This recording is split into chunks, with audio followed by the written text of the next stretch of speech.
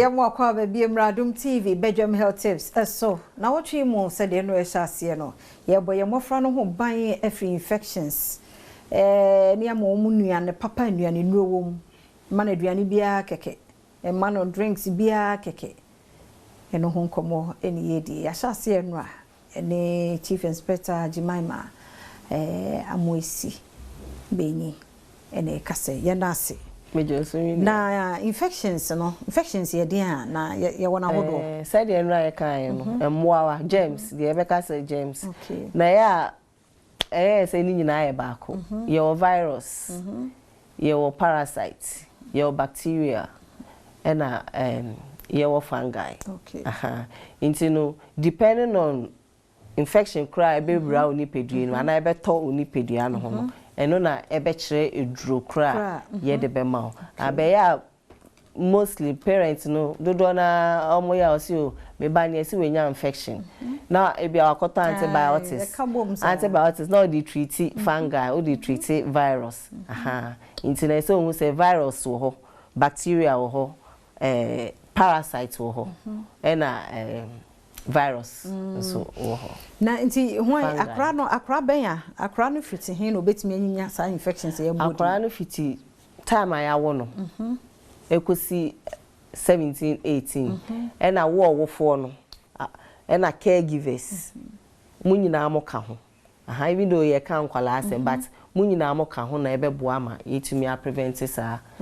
mboa na ebe wura nkwala no nti bede no mawura nkura no akra de so ye keto ase ifiti yawo ne nye na ono de so onim he onkodi mfuturo mu agro oda ne baabi nti mboa no ebi wura yemu mframa ye home no nti no bi wo mframa nim nti ye home a ye be home bi akoyemu de ye bedi no bisu ansuo anase eduane no eno so mboa ne bi wom ena bisu ha oja ne nan a anase ojenso a bebi a efa ba no eho so mboa no betimi afa ho ewura ho nti no o da na say bia wo etwa te say kro bi wo ho a mboa ne bisu tumi fa ho ewura ni pedua ne mu timkura ne nti nkwala no so ye manu nufo wo maame no onufo na o de manu no uwedi uhuni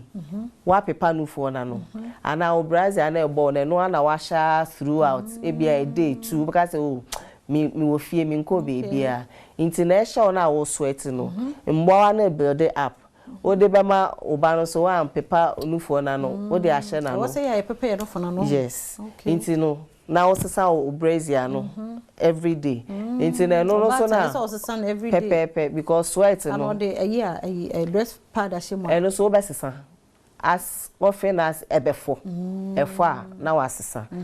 intino one protect ho no one manufo intino another entry point wafa ho inframa na akwala be intino akwala ya won foforo ya esi o microphone time mesra no microphone suso ni mu because nipa na waba no oni baby ofi oni yare owo wabowa nti akora no be home obenya and yes and sound so etimi I know the main infection prevention oh baby oh akora ye nice so make e bia wakoja ne na wan hro ne nsa e bia obody ne nsa to baby a